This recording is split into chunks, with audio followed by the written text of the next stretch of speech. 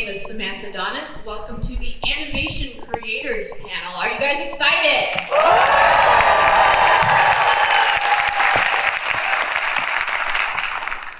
I know I could say do that again, and I will because I want you to clap again. Clap again!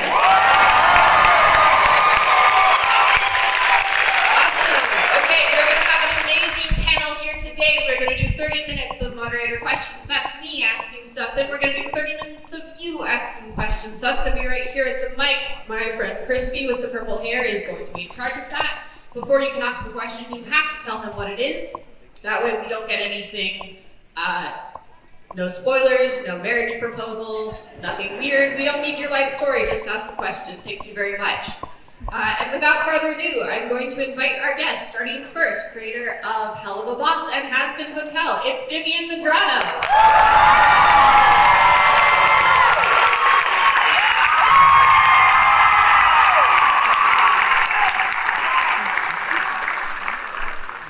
Next up, creator of Amphibia, it's Matt Bradley.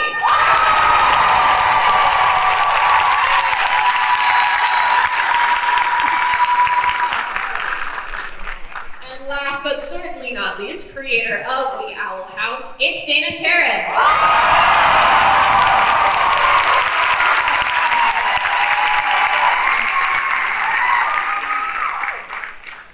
So before we really get into the meat of the questions, everyone on this panel is a showrunner. Compared to a director or a producer, does anyone want to quickly explain what the job of a showrunner is and what it isn't? Do you want us to go like one by one? One person can take this one. Showrunning is the worst job you can ever have. Yes, absolutely seconded. Raise your hand if you want to be a showrunner. It's broken like their wearing hearts. like all the hats at once. It's every single job at the same time, constantly, and every day. It's great. It is though like the best job and the worst job because like obviously it's fantastic to see your characters and your world come to life. It's a lot of stuff you didn't ask for. It's a lot of politics. It's a lot of people management. But like obviously seeing you here today, it's very worth it. Yay! Thank you for coming. Okay. Speaking of management, let's actually go slightly before that. Where did the idea for your show come from? And did you have any like aha moment, or was it gradual? I suppose I'll start. I had always wanted to do a dark fantasy series because I actually don't like fantasy stories that much. So I wanted to create one that looked like something I would actually enjoy. The simple premise, like, girl goes to magical world, gets taught magic by an old witch, pitched it to a friend. I'm sure some of you have heard this 1,000 times by now. That friend said, no one wants to hear a story that like includes an old woman, and I was like, that's right. So I made the show out of spite, and 6 years later. I'll go next. So for my show, Amphibia was actually like the third thing I pitched to Disney, and the first two were like total duds. But for this third pitch, I started sort of from like an emotional place, like, okay, I really want to make a show about a character who gets dropped into a place that she like really doesn't like. But then like over the course of the show, she grows attached to the people there and like learns to love it at the end. And then from there, I sort of just started like jamming things together and seeing what kind of stuck, I guess. And like the stickiest idea was like, oh, this girl who's stuck in this world of talking frog people, and like everyone who heard it was like, ooh, I see it. So from there, moved forward. Hazbin was kind of like, well, I originally made a pilot myself, so it was kind of just like the most self-indulgent, like, I like drawing monsters, and I like doing like adaptions of mythos that exist, and I like the concept of, redemptions is something that matters to me. So I was just like, and I had these characters from all over, like from middle school to high school to college, so I just kind of put them all into a thing and went, here it is, and then it worked out. Blew up more like. Yeah. More than worked out. And it's a very self-indulgent thing because it's also a musical, which is also very niche. So it was a dark, it's like a dark dramedy musical that's very, very colorful. And well, actually, there's one color and it's red. So. The best color. So when it comes to pitch Bibles, right? You have an idea, then you have to make a pitch Bible. How do you decide what goes in it, what doesn't? And did you have the Bible already before you ever picked, like before you got a meeting, or was that something that came after you already had that? The pitch Bible, you use it to pitch.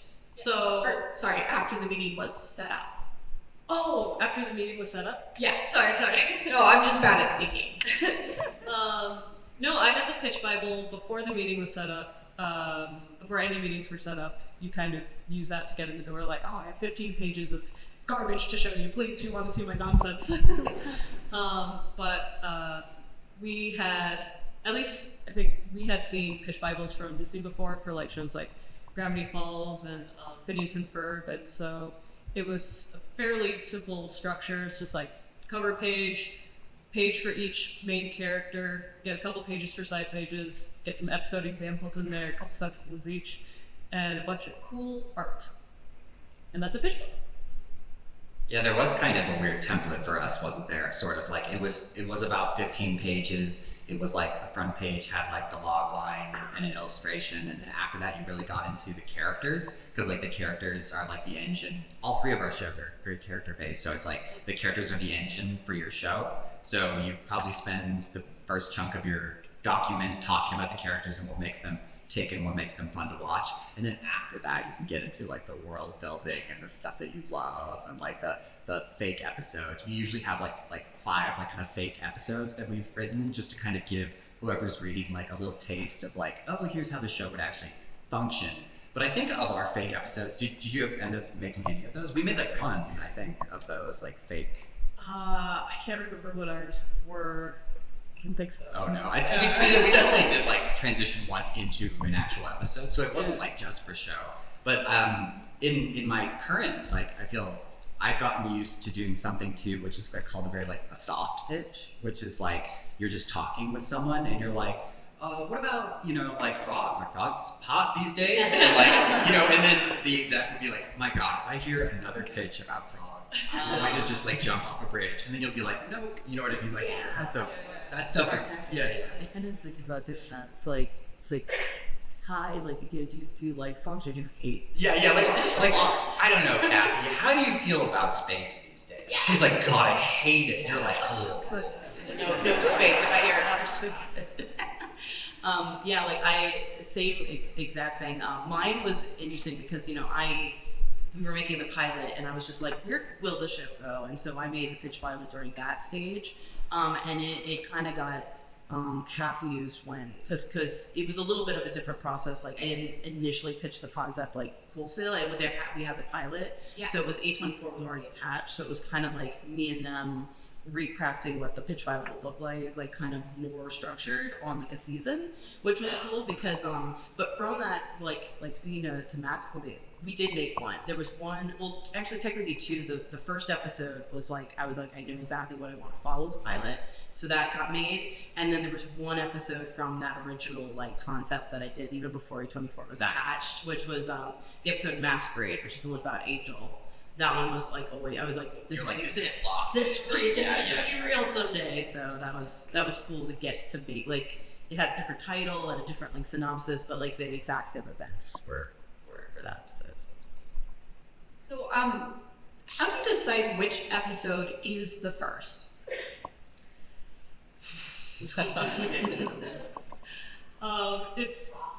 It's different for everyone. Sometimes people's first episode are actually like the 4th episode in the pipeline. So you have like had kind of a test run for less important episodes, and then you're like, okay, I kind of know what's going on here. Luckily, I was able to make a pilot for the actual first episode that aired, and that kind of helped me get into the world, get to the characters' heads.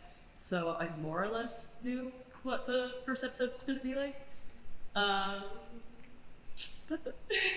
It's funny because we come from a very specific era of like production strategies, and so when we were starting, and again, like we both worked at Disney, so we have like a very similar experience and we had like the same learnings.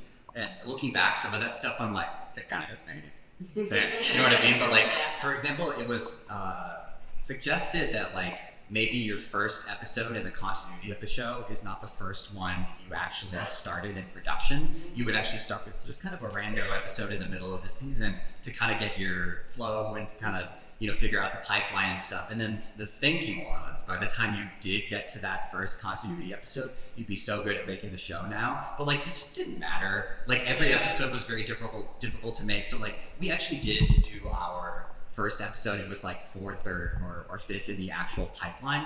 And that was a bit silly because then we had to retroactively go and like hook stuff up. I get asked this question a lot because the planter family, the frogs, they have like a family snail, which is like this purple snail. But in the pilot, they have like a yellow slug, and everyone's like, "What the fuck is that?"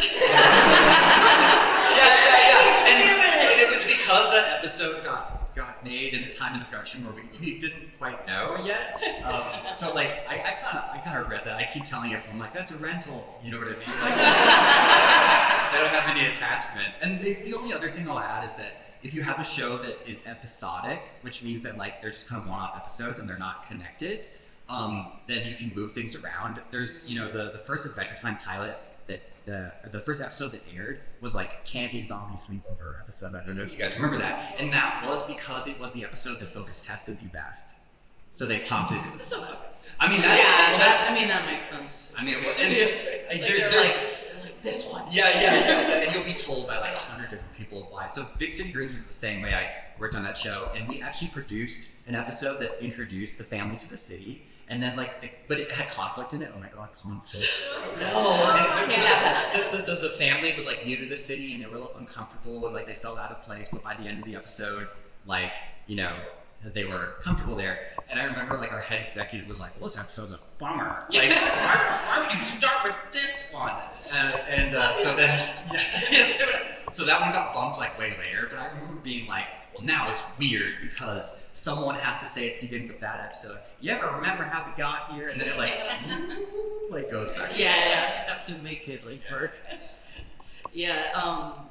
Like we did the out of order production only with one episode that we technically production wise started with episode 3, and it was because it felt like it was a lot of it was like the episode where the characters kind of on the most like for the first time, and so we were like it's kind of, but it was also from a practical level because like I came from making Helluva Boss for like a year, which was like at my studio, and so this is the first time we were working with an outsourced studio and like working with like other artists and other teams, so it was also like literally like almost like a building, like group building like exercise where we were like, okay, we'll see how they do with this episode and how much we like need to help fix and things like that. So like it was more of like a technical reason for us because they were all like obviously a very set order, so we knew exactly when it would come out. So yeah, we didn't want that to be the first episode just in case, because we're like, well, this is the first one people are going to see, so if there's things we're not able to fix or you know, we can like figure out the process a little bit. And I think it helped a decent amount. I don't know, because there was also a lot of babying that happened on that episode though, that I'm like, maybe it would have been better on the first one, maybe because we were so like, oh my gosh, like this little thing is right, let's look at it, and then we kind of chilled out over the course of the season. So I think it was, you know, like it could have gone either way. But gosh, boy. Speaking of A24, but what were your physical offices like? Did you have any weird decorations? Sure. Oh, I miss my office. Yeah. I had a couch I would take naps on when I had the odd 20 minutes out of my 6-day work week. I had an animation desk, like a golden age animation desk that I would like sit and draw at whenever I had a chance to actually draw on paper. You could request one. Oh, I was like, I tried to buy them with me. But you could like you could ask the studio for one, right? Yeah. Okay. I don't know if they do that anymore though. But my mom sends me the weirdest gifts. She sends me like these dragon chalices and a dragon knife, and then she'll just send me the like cuddliest pink blanket with kitties on it. And so like, my office was just a weird pile of just gifts from my mom. I remember your office was awesome. It was like kind of like it felt like an arcane laboratory or something. Because you had like you had like Indonesian like masks, right, and stuff. There's some cool shit in there. I remember, so at our building, and this is the one thing that like it made me really bummed out when the pandemic started, and you know, we really haven't returned to work from office completely, so the culture has shifted a bit. But back in the day, the crew areas were really done up to like kind of feel like the shows. So like the Owl House area was like creepy and it was Halloween-y, and there were tombstones, right? Yeah, we had tombstones and paper mache ribs. Yeah. Oh yeah, you made like a whole like Yeah. it was sick. That was Man. a good like group building. Oh, it was so fun because like the production got together and we like did that. And on Amphibia, there was lots of like fake like greenery. And although one of our production coordinators was like, "What if we had swamp kids 24/7?" And it was like, the fog machine. you know, we did get a fog machine to Halloween once, but this was just cricket sounds. And like after like a couple days, people were like, "You gotta turn it." Oh, you actually tried. Yeah. We had like swamp ambiance and stuff. But yeah, Kind of cool. it would. I mean, it definitely transported you. Yeah. But yeah. But so yeah, I did love that, and it was all the areas did look really nice. And now when you go, because there's a lot of like, you know, hoteling they call it, where like your workstation is not permanent, so people are less incentivized to decorate. Yeah, and for me, I have yet to have an office. So this is my home. Yeah, like, well, it also partially was because like our whole production was done during the pandemic, but also the production company that's doing the show is Bento Box, and they do have an office in LA, but the main production that happens for the show is actually in Australia.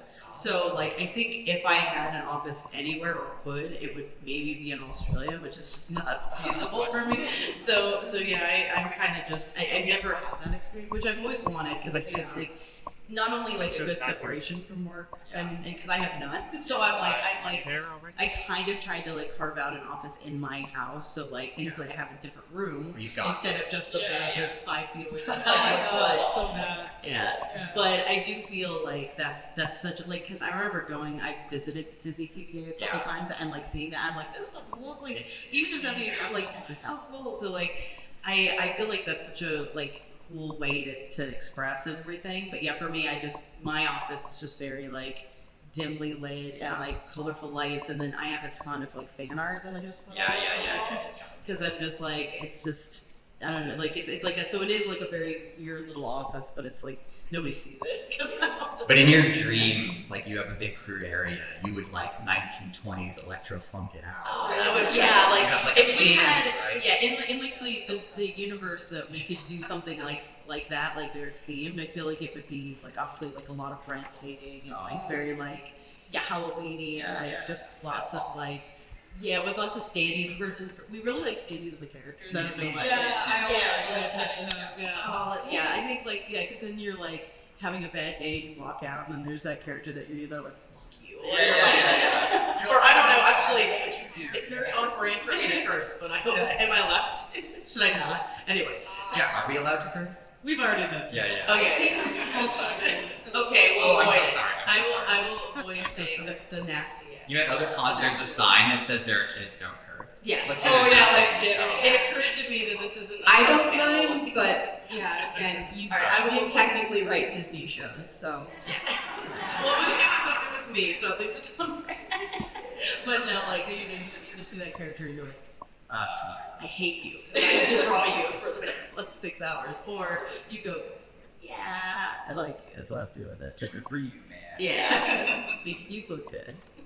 Which of your characters would be that person? We have a standee of King that, or we had a standee of King, and every time I would walk in and out of work, I'd just be like, my heart. But we never made any standees for like any of the villains or bad guys. It's usually just the main three. You think someone would have torn off like Dallas's head or Terrace? It gets worse and worse over the Where's bullet holes come from? Let me think. You know, for me, this story was always about Anne, the main character, slowly becoming like a good person, and like I don't know about like looking at a stand cam like I'm doing it for you, but like every time we like went to fight for a pickup, because it was always a fight, we're always in there being like, here's why you should make season 2, it's gonna be rad, and all this and all this and all this. I was always like, we have to get to the end, because if we don't, not only will her and her friends be trapped there forever, but like it won't have like changed, and like, isn't that sad? They were like, oh wow, dry in the desert. You know what I mean? I don't care, but like, yeah, I was always like, we gotta finish this, we gotta get to the end. And then you would bring in the standees. Yeah, like, look at her face! Yeah. Do you want them to be stuck? Yeah, it's like tears. Splashes of bark. You made her too. Yeah, for me it was Alistair, just because we love him and we hate him at the same time. He's a tricky character to animate, and he's also just but he's also a fun character that a lot of the team likes. So it's like a mixed bag. Oh, okay. Moving sort of into plot stuff, all of these shows deal with highly flawed, morally gray, often morally not great characters. How do you decide which lessons you'd like to remain, condone versus condemn? Wow, that's a loaded question. It's a heavy energy. You guys go first. Sure. Oh man, well it's complicated. I really wanted my show to be complicated. My favorite series of all time, and one that came out kind of during the development-ish of Hazbin early on, was BoJack Horseman, which I love that series because of how challenging it is, and because of how it pushed the boundaries of what an adult animated show can be context-wise and content and character-wise. And it also kind of, because when I was developing Hazbin early on, I was like, okay, it has to be like a strict episodic, like comedy, or kind of I've never been like the edgiest. Like I can't go as shock value as some of the shows that inspired me, but I was like, yeah, but it's probably going to be like these characters stuck together and they're all from different eras, and like what is that like, And then when BoJack came out, I kind of was like, oh, no, you can't there's something that's real that exists that is pushing these story boundaries, and so because I've always been more of a storyteller and I've always wanted it to be more of a narrative, so I pushed it more that direction. And for me, the concept of redemption is complicated and it's not easy to answer, and it's also not the same for every person. And I think I wanted the show to kind of sort of involve that and involve those questions and things like that. So when it comes to the characters, every character obviously thinks that how everyone has done something technically wrong, but to degrees, you could debate. And I'm really excited because I think obviously I can't talk to season 2 very much, but I think we get a little bit more into that in this season, but I'm excited for that. And I think that's what's fun to me about I like writing flawed characters, because I feel like I myself am very flawed, and I feel like I've known very flawed people, and I've seen how those people can change, and I've seen how I can change, and there's an element of realness and vulnerability that comes from that. And I think I don't know, I can't connect with the character unless they're flawed in some way. So yeah, that's what the show is kind of about.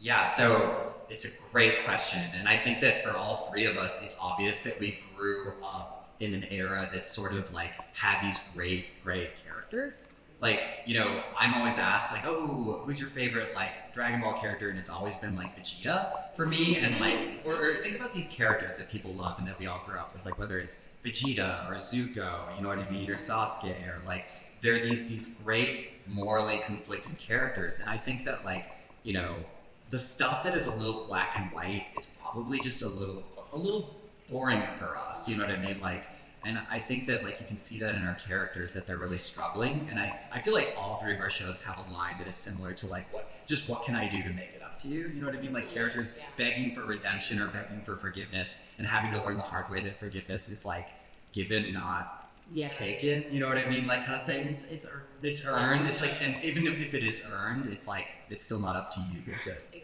You know what I mean? So it's a really complicated, and I think we love that stuff, which is especially for Dana and I, from the 6 to 11 space, I feel that's for them, for the studios, that's giving a cat a bath sometimes. They're I don't understand. Why are they morally conflicted about this? They're attached. Yeah. In our season 1 finale, we have a character named Sasha who like lets go on the top of the tower and like effectively, you know what I mean, like makes a big choice there. And I remember like everyone was asking me like, why did she do that? Like, what is she thinking? And I was like, oh, brother, all sorts of stuff. You know what I mean? Like, there's so many emotions going on in there, and she only has a couple seconds to decide. It's petty. It's selfless. It's, you know, angry. It's like, you know, with love. It's all these things like in a moment. And I feel like to us, like that's the kind of thing we love. Yeah, I mean, I remember being a 13-year-old girl and feeling petty and selfish, and also like wanting to do best by my friends, and all those things at the same time. It's very, very confusing. I know that was some of the most fun we ever had in a writer's room was like basically putting a character in a very desperate situation and just trying to seeing like what pushes a character to do the wrong thing? Do they think they're doing the right thing? When does it go too far? When can they bring it back? Who do they like need to work this out with? Can they even work it out with that person? And it would create some like very interesting debates and conversations amongst the writers, because we also had to keep the 6 to 11 audience in mind, which honestly was not like so restricting to us, because we knew kids were smart. We know kids understand these feelings, even if, you know, they might not have vocabulary of like a 32-year-old, but that's where some of our best episodes came out with. Hollow Mind reaching out, like King's Tide. Those are the kinds of conversations that created those episodes. Speaking of the line, basically, when it comes to censorship, that used to be a huge thing when we were growing up, and now the line has obviously moved. I mean, you can use the word death in a show now. You could do that. No, we couldn't. We had to every time.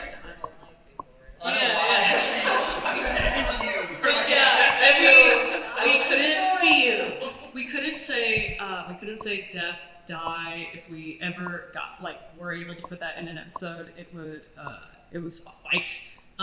We had to say, we're gonna destroy you, and it's like, okay.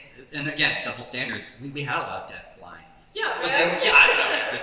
But it was just like there was a lot of. I remember in our Gravity Falls crossover episode, the curator like gets like taken by these monsters, and at the end of the episode, Hop Hop says like, "He's dead." Like he just says, yeah. But maybe because it was like, no, but it was like, you know, force choking someone, or you know what I mean? Yeah, it was like it was a joke. It was a punchline. Well, you know, Yeah, as a mean person like chuckled, they're like that. Yeah. Not somebody. Yeah. I mean, I'm lucky that my show's adult, so there's like none. It was actually funny. I mean, obviously I could not tell it on this panel, but there was a word that we can't use on Helluva Boss. We do, but we have to censor it because YouTube doesn't allow it. And so there's it's a pretty like intense word. Yeah, YouTube has some words that they're like no. And so there was one, and I'll just say Australians like it. And I'll say that for all my Australian crew and friends. Like it's a very widely used word there and in the UK, but here not so much.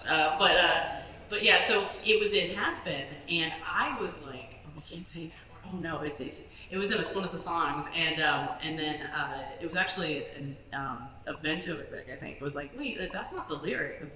The song had this word in it, and I was like, are you allowed to do that? And she was like, yeah. And I was like, yeah, Alex, all right, sing it. so it was, so we're lucky with that. Hell's Forever has a one really bad word in it. And I thought you said what word is it? I'm like, oh no, I can't say the word.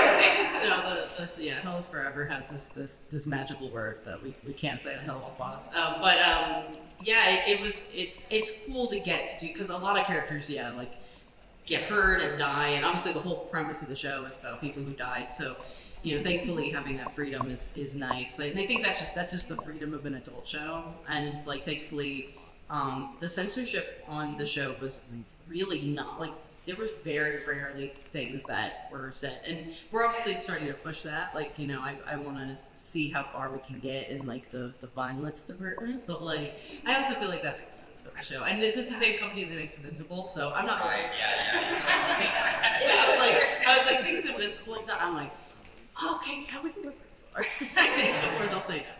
I do have one very quick funny story about standards and practices because I know everybody's interested in this thing. So basically, like, we had a forest that was called like Murder Woods, and like as you can't do that, you guys say murder, that's like obscene. And I was like, okay, that's fine. Do you have any suggestions? They're like, well, you could call it Slaughter Woods, and I was like, okay, no, it's way worse. It's like graphic. It's like more graphic. Where Where the kids going? Yeah. That's what You know, I was like, So I was thinking, I was like, why did I remember the word death being in your show? And the reason I realized is because I actually watched it in Spanish. So speaking of foreign dubs, do you have any control over those? Have you watched them? No, absolutely nothing. No control at all. So you don't know that they called your frogs toads in Spanish? I don't even know. Like, is there a very like clear distinction in Spanish? There is. Because There they is. just So ranas is the word for frogs, sapos is the word for toads, and the main family call each other sapos. That is like, so the whole funny. time. They And then they just like and nuke then- the world building. yeah, well, no, because in the first season at least, when they introduced the toads, they call them ranas, which is frogs, That's which makes funny, no man. sense. So that's how they say Oh it. my god. And it then- would have been great yeah. if they just switched it entirely. Like They were all probably- the toad characters were called frogs. They were probably dubbing one episode like straight ahead, and they were Yeah. when they got to the toads, they're like, Okay, so we saved it. But no, dubs are so cool. Like I was so one of the reasons that the show got released when it did was because it was being localized, and that takes a long time. And it was the coolest thing to me because I was like, oh my gosh, it's gonna be so much more accessible, and it was so fun. We had like a night where we just kind of watched through the dubs because I had no control over that, so I had no idea who was cast and who was doing. And so we had like a night where, like, especially with the songs, we were like listening to like all this because the songs got done too, and we were like, oh my gosh, like it was fun seeing like how some languages tried to do, specifically the song "Stay Gone" because it's so rapid fire, and so there was definitely some where I was like, oh my god, these poor singers were trying so hard to like try to translate this. But no, it was really cool, and I think specifically with the Latin dubs, I'm really closely connected to some of our Latin crew members who helped with the Helluva Boss dub, and with specifically Latin America, I know they changed a lot.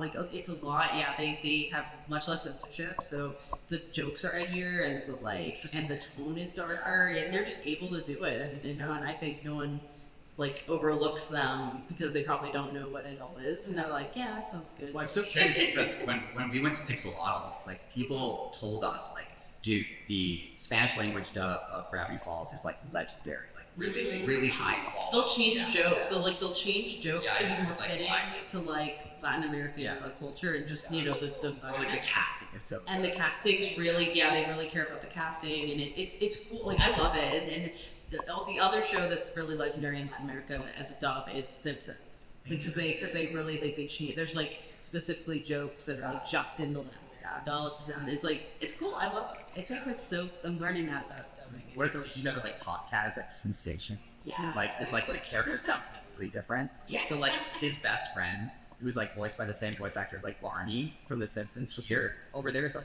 cute and like small. And, like my friend from Mexico, when you heard like, you sound like this here. I was like, yeah, exactly. No, it's cool. Yeah, with that, I should probably open up the floor to the audience. So if you have a question, please line up over here, over there. Never mind. Come on, go. Sorry, Crispy's doing something different. There's no. Yeah. There's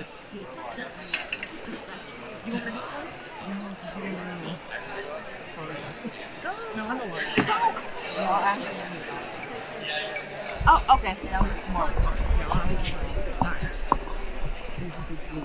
and that full power goes like these things.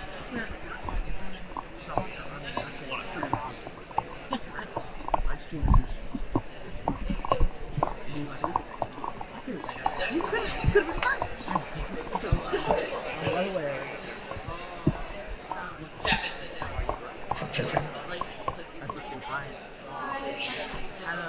it's just it's looking. Okay. Do you have a quote? I have a question. If you have That's why I do. try to get into the animation industry, specifically spring break. I just graduated, I'm looking for animation jobs. I obviously having some trouble, and I just would like some.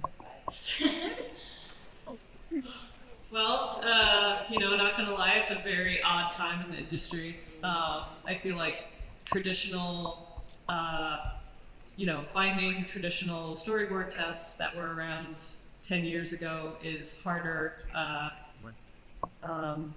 I think still a tried and true way to put yourself out there, obviously, is like putting boards online. You can see so many like beautiful animatics on YouTube these days, like showcasing so many people's like incredible work. And just drawing every day, getting your drawing chops up real good. I don't know if you guys have more specific. Just really, really fast is that like the business card thing does work. So I was getting a haircut and someone was like, oh, because I was like wearing my crew jacket and they were like, you work on that show? And I was like, good sir, I made this show. And they were like, oh, actually my fiance is trying to get into boards and she's been looking for a long time or whatever. And he was like, here's the card.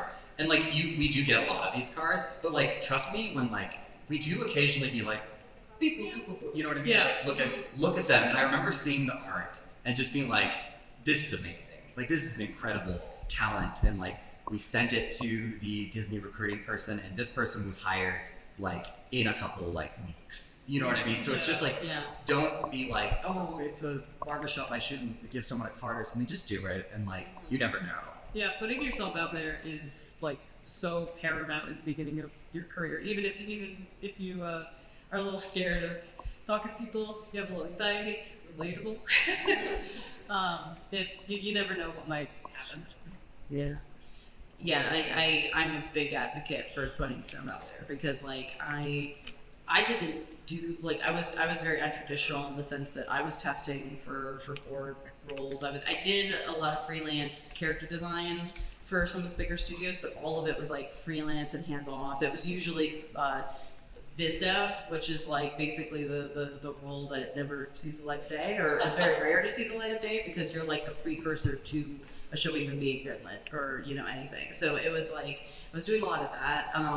So all I really had was to put stuff out for myself because I was like, well, I can't post any of this, and I'm not getting these studio jobs, so I'm just gonna do things myself, and I did fan animations and fan animatics are like a great, especially if you want to get into boards, because now when we hire, like for my studio or for anything, we don't care about where you went to school, if you went to school, like any of that. We really just care about like what you can do, and usually that's through a strong reel, a strong work online, and just whatever you have, and that's so yeah. I just post your stuff, and you'll get better too the more you do. Like so, yeah, just do it. Good luck. Thank you. Hello. I'm trying to keep it kind of brief here. I want to ask Matt specifically, do you know what exactly was the full details, or not exactly full details, but it's details you can. What exactly happened with the True Colors delay and the I2's jumping the gun? And did it lead to any changes in season 3? I do. I mean, of course, I have all the details. It's not like a mystery to me. What I will say is that, in our conversation about censorship and S&P, sometimes the process breaks down. And so in our case, for this episode, somebody pro-clutched at the last second when it was animated. And this was an episode that had gone through every process and was approved from all angles. I'm gonna just go on record saying it did not change season 3 tremendously. You still saw our vision, you know what I mean? And I'll stand by that. Obviously, though we made that season terrified that they could pull an episode from air just like they did before. No, I'm gonna Yeah. What was that first part again about the process breaking down? Oh, just that that was a great example of how you can seem to do everything by the books and it gets approved, and then the process broke because somebody at the very top pearl clutched at the last second when the episode had been animated. You know what I mean? So that's a breakdown of process where it's like if you keep doing that, you're gonna like destroy the studio. Basic workout. Let me have to see.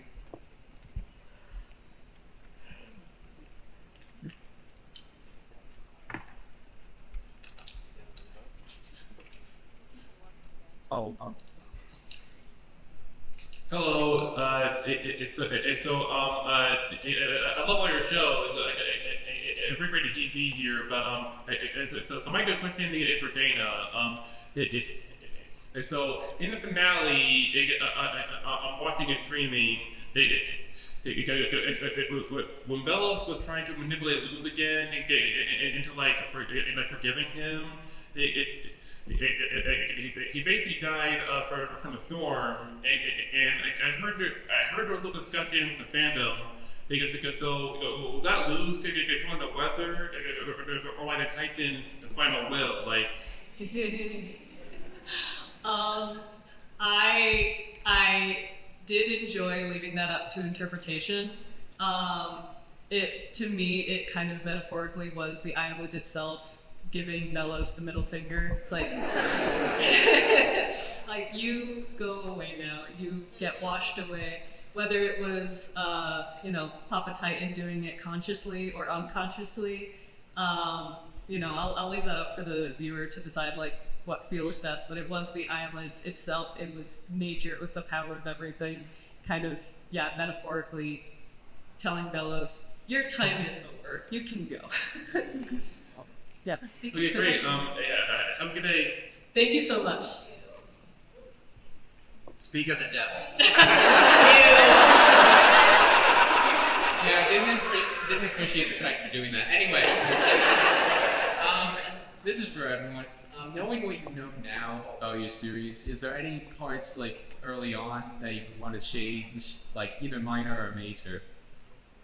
Knowing what you know now about your series. This is weird. I would have been a stronger advocate for myself at certain times, and this is political, but till this day I regret how the first season was released. It was all in a binge format, but it was on cable, which was absolute nonsense. And I remember being in the room and everyone being like this. They said this was the quote. We're like nurses delivering a baby. This is your baby and it's your first time. But we've delivered so many babies. Just trust us. It's all going to work out. But I was like, but this strategy is terrible. It was so weird. It was so weird. But I just remember knowing in my heart it was a bad idea, and I wish I had kind of been like, this sucks, you guys.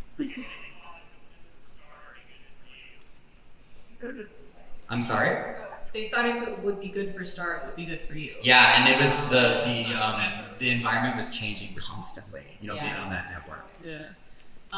In a similar vein, I would have loved to be a bigger advocate for myself, creatively.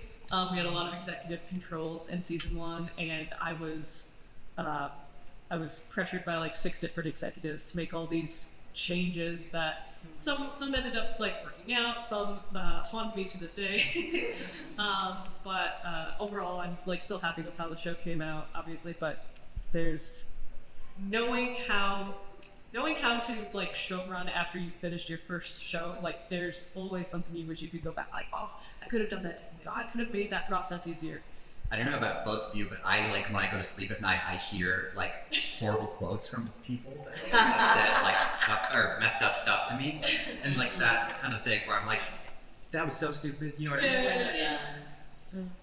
I've gotten really lucky because I will say, so A24 is a partner, every production has ups and downs, but they were very hands off, which was really, really appreciated, and likewise there are that many, every so often there's a note or something that are Yeah. okay.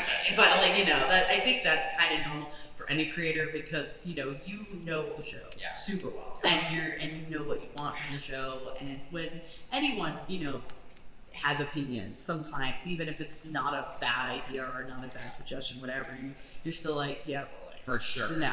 Please come to me. Exactly. Yeah. So so I totally like thankfully, you know, because I've heard some horror stories. Thankfully, none of that's happened to me yet. So because I also don't know if I react very well, so I'm also like, oh no, please don't.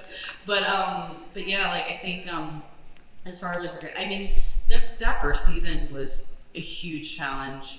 It was a lot of growing pains between, you know, my team that I trusted really, really strongly and some of the other people at the other studio, and there was just a lot of you know, there was a little bit of, you know, tension as we experienced that first season. But for me, I think my biggest regret is just, you know, not trying to be a little bit more mediating between, you know, because I felt like that was kind of my job. But at a certain point, when you feel like you're in the trenches too, you don't feel like you want to do that, you know. So, but you know, in hindsight, I feel like, you know, because this season has been really, really comfortable so far in terms of like the team, which makes such a big difference. So I really love having a team that's all on the same page and everyone like loves the show and cares about how it turns out.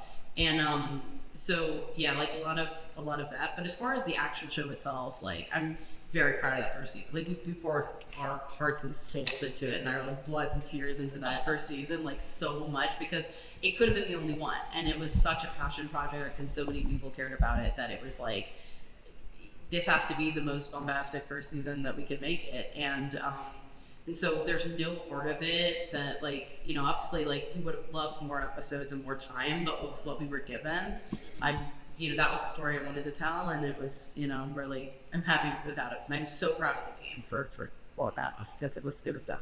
So. Thank you.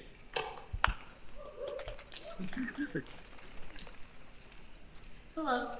So what was the inspiration of the design of the hotel?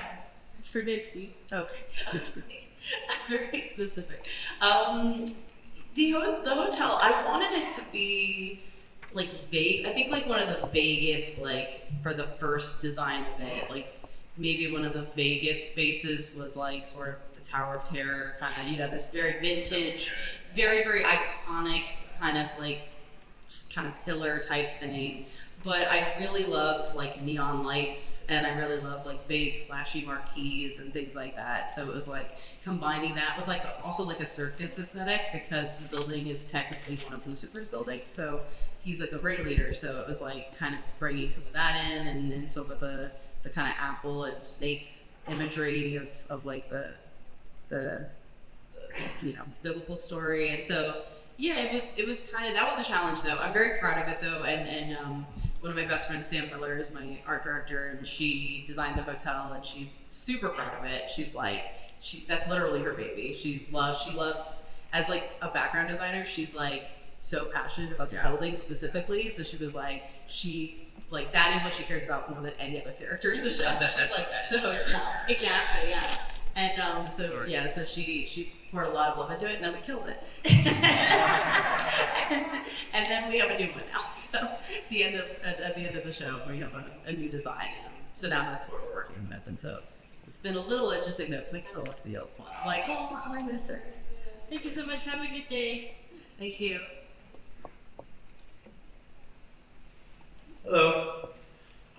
So I want to ask my question to everyone, and from a very ground level perspective and no patient background perspective, in terms of getting your story out there. Just I have so many ideas and like floating around, and just it feels overwhelming sometimes. So I got to ask what the best way, in your opinion, is to kind of collect those thoughts and solidify them into a thing that you can eventually get to that next step to display them to the world. But just like that initial, just like getting everything in one thing. So you're talking about from ideation to Yes. like organizing? Yes. Oh, that's a fun question. Oh my goodness. That's a great question. Yeah. When I feel like I have 1,000 ideas for something and I can't like organize my thoughts, I'll just start writing a scene from whatever I want to do. Like no one needs to ever see this. I don't even need to reread it. Crumple it up, throw it away if I want to afterwards. But just like start writing character moments or scene moments just randomly. You don't have to start organizing them yet. And the more you do that, the more your brain will start naturally. The more your brain will start to naturally try to connect them. And that's when you can be like, I want this and I want this. How can I make these two things happen? And then you start, thinking of connection scenarios, and you start teaching yourself your own way of organizing.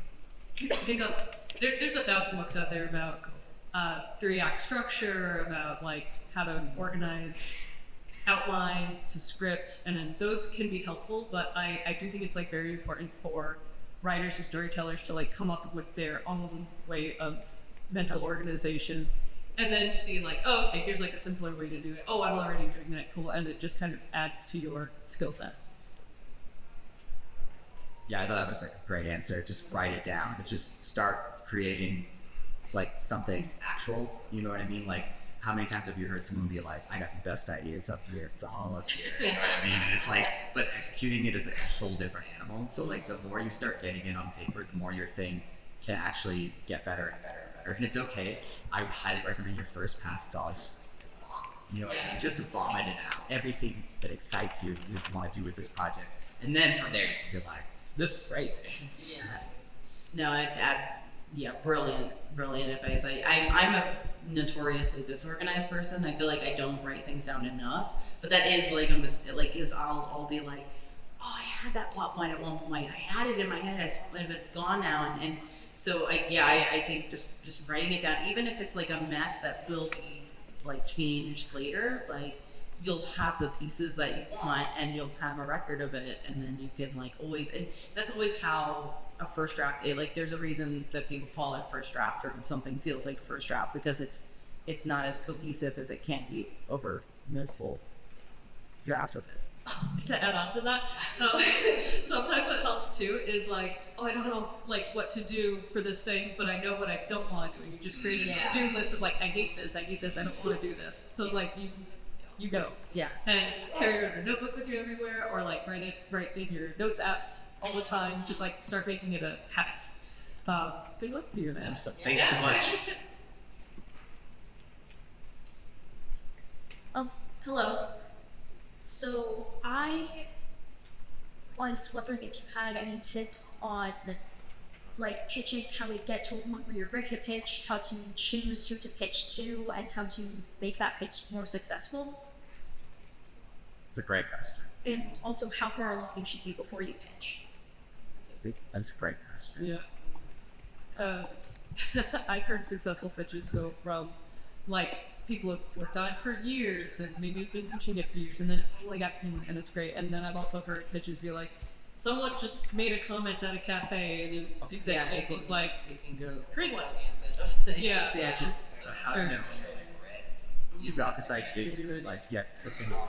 You're like, when do I feel this to someone? I never felt ready. I was just like, I don't think because when you pitch it, it's always going to change. Like, sometimes because the studio shifts it somewhere, sometimes because just you grow and you think, no, actually, like, because like, the original Hazbin pitch Bible is very outdated. Like, even from knowing where I wanted the show to go, a lot changes just in practice. You go, oh, no, and you get writers who come in, and you get artists who come in who like can add to it and make it stronger. And so I feel like there's never like a ready moment. There is probably a moment where you feel like it's meaty enough to like have someone who doesn't share the vision can sort of see it. So I would say, obviously the visual aid being strong, and the having like enough of a concept for where the show would go or what it would be, to have some episode concepts and things like that. I think once you're at that stage,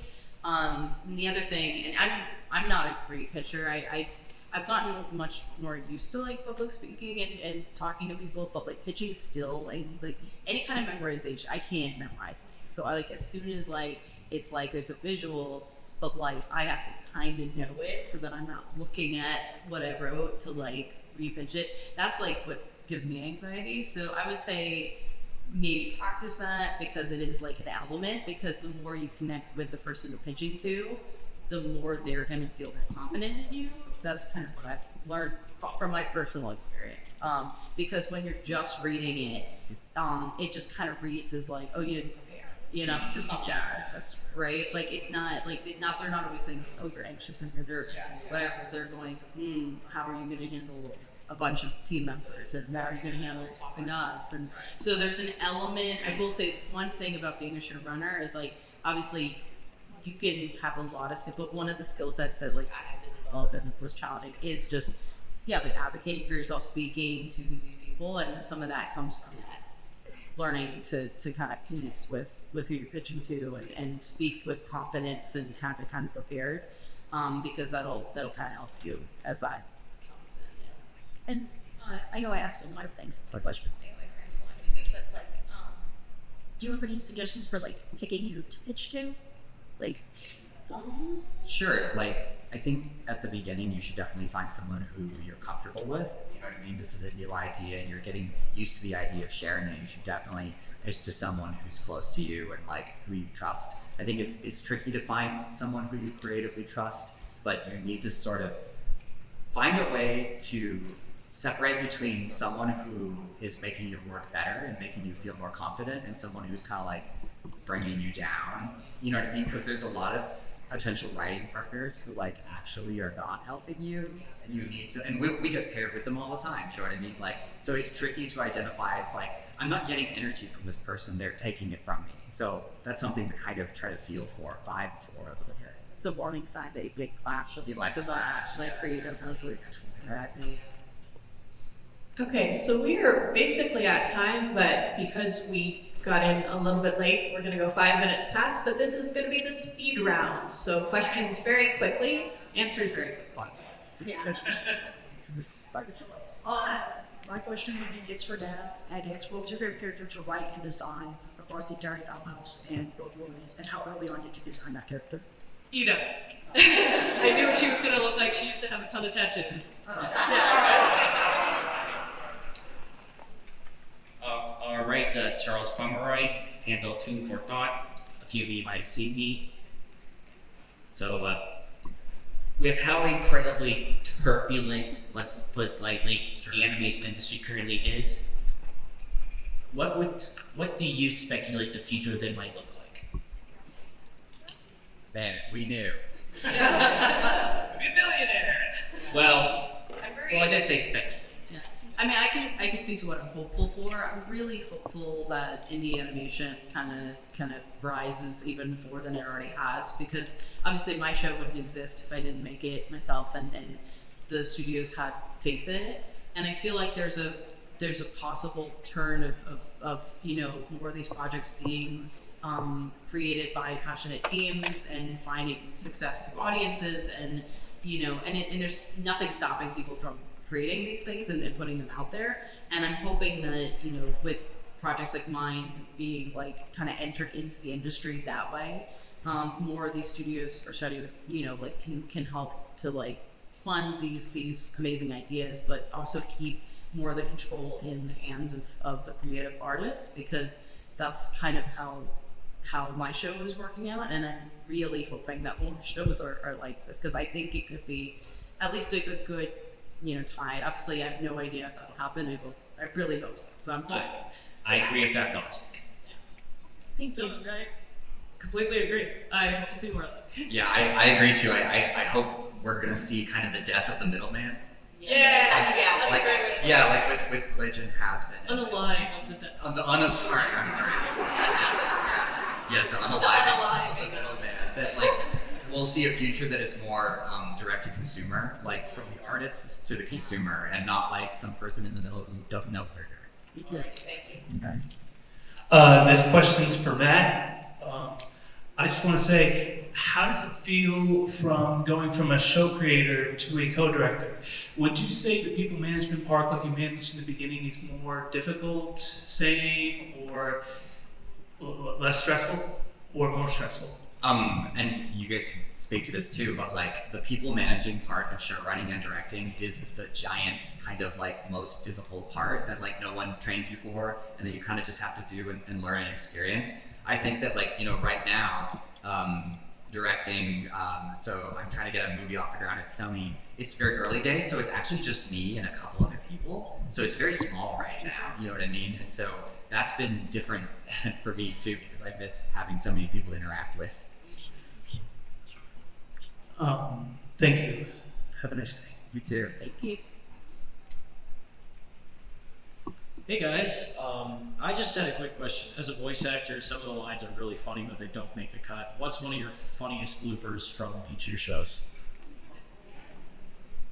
It didn't make the cut. It didn't make the cut. Oh my god, there's one in there's a really funny line in like our second episode, Best Franz, where Hop Hop is like looking out the blinds and he's criticizing all the other frogs in town. He's like, they're prejudiced, they're horrible, they have closed minds. And then he turns and he's like, not me, of course. And we cut it because like, you know, there was no time and stuff, but I quote it even to like my wife at home. But it's like, it's not in the show. You know what I mean? I love that you had one ready because I was like, I don't remember. We have a bunch of foodie lines. Alex just goes off the rails with improv and he's voicing foodie. And like sometimes he'll just like starts like, I can't do it. But like he'll just start like dropping the F-bomb and like foodie's voice. Like, trying to like make me laugh. I haven't finished this episode.